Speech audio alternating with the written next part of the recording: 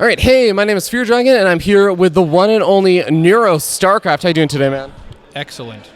Awesome. So it is day one of Dreamhack Austin, minutes before the bracket actually gets started, or I should say the practice gets started, right? Yep, we get about 1 hour of warm-up, which it seems like a pretty short window given that people have to set up their peripherals. So you bring keyboard, mouse, headphones, you have to set up all the drivers and whatnot for your hardware, and then you get a bit of warm-up time. Yeah, and I think it's pretty unusual compared to like a lot of the other tournaments I've seen. Usually they give you more prep time, right? Yeah. But you also already know what your group is. So it's going to be 3 group stages for this Dreamhack. What do you think of your group? I think my group is really good for me. I really like ZVZ as a matchup. It's fun. The Ling Bane stage was something that I didn't even do in Heart of the Swarm. I always opened Gasless into Roach. But with Legacy of the Void, it's a lot less viable than it used to be. And just the initiatives you can take with that early gas really mean that taking the Ling speed, getting information, maybe getting some damage dealt to your opponent is a really fun aspect. So I've really embraced that element of ZVZ. And I'm confident in a macro game. So as things go into the 3-base stage, I've been emphasizing Overlord speed just to get reads and to try and play out the game as smart as I can, rather than just picking something and saying, I'm going to go for Roach into this. If you scout, you can go Roach to just be solid and represent your macro, and then decide which tech investment is the most intelligent.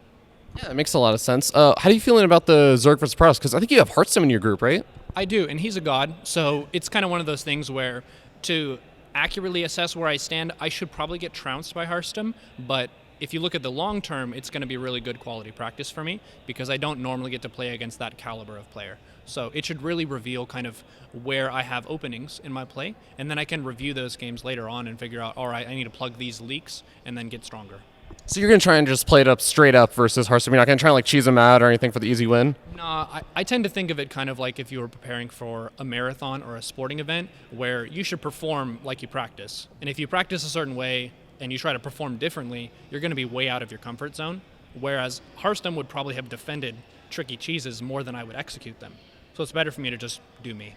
Yeah, that makes sense. So I know a lot of people actually think of you as a streamer before a player just because you stream such a ridiculous amount. You have a very entertaining stream, if I do say so myself. What's it like kind of balancing between being a player and a streamer?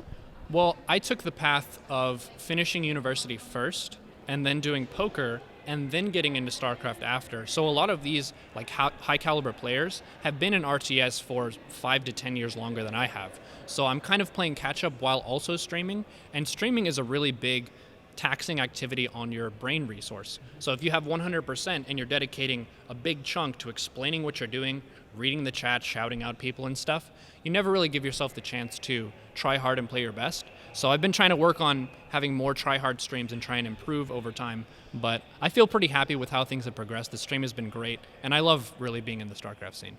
Yeah. What do you think holds in the future for Neuro? I mean, a lot of this same stuff where I'm going to make more content that's mentality related. The next kind of milestone of skill for me would be attaining 6K MMR. I've never been that high. Usually I'm around 5.7 or so, which I would say is above average for streamers, but it's still below the pro tier. So it's trying to find ways to improve and get to that level. I still get coaching, and I would say even for people who are Masters 1 and GM, there's huge value in just having someone hold you accountable and help you find something to focus on in your macro and in your play. Because if you're just massing ladder games, a lot of times you fall into some ruts and some bad habits, and just getting someone to call you out, like go over your games and say, this decision makes no sense. You totally lack scouting these like 4 minutes of the game. Your injects fall off after 10 minutes. Just knowing a sense of direction of if I'm going to be playing games, what's my emphasis is really key, even for GMs. All right, and I know you want to get to actually warming up and practicing before your stuff. So one last question: you recently, or not even so recently, but you joined Root a little while ago. What's kind of been involved with that? I guess joining the team and organization for you. I feel like I jive well with Katz just as a person in general, and we were friends before, so it was more of like I just approached him, and it had always been my dream to be on Root, like since I was in Masters, and to actually be on the team. If you look at my Aligulac from when I got signed on to Root, I just spiked up a whole bunch, mainly because I felt like I had made it. Like, I'm not winning at a competitive level, but I'm competing at the highest level in an incredibly hard game, and that's fantastic. So I feel really grateful that I've made it as far as I have. Root has been really supportive of me. Like, I'm really proud of like how that relationship has developed. It helps the stream a lot because they're kind of partnered with Twitch, and just getting to interact with the players. Like Panda Bear Me sparred with me in ZVZ probably for a good 4 hours and just basically explained how I was dying every time, of like the decision making of 4 lings and how that little piece in the game matters a lot for taking initiatives and knowing what's going on. So it's been a really good team to be a part of for sure. Awesome. Well, thank you so much. Do you have any kind of shout outs and also one fact that you think people might not know about you? All right, so shout outs. Basically, everyone who has supported the stream, whether that's from subscribing, following, just being active in the chat, donations, that sort of thing. Really, it's the community that keeps streaming and keeps StarCraft alive, so we're very grateful of that.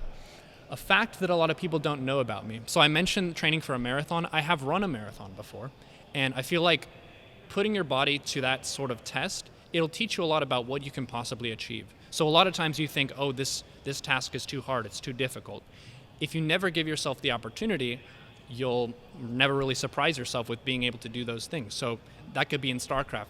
Being a Masters player might seem really far off for a Gold player, but it is attainable. So believing that you can aim for something and just go for it, even if it's not a guaranteed success, can really surprise you and cause you to accomplish feats you never thought possible. All right. Thank you very much. We'll see you guys next time.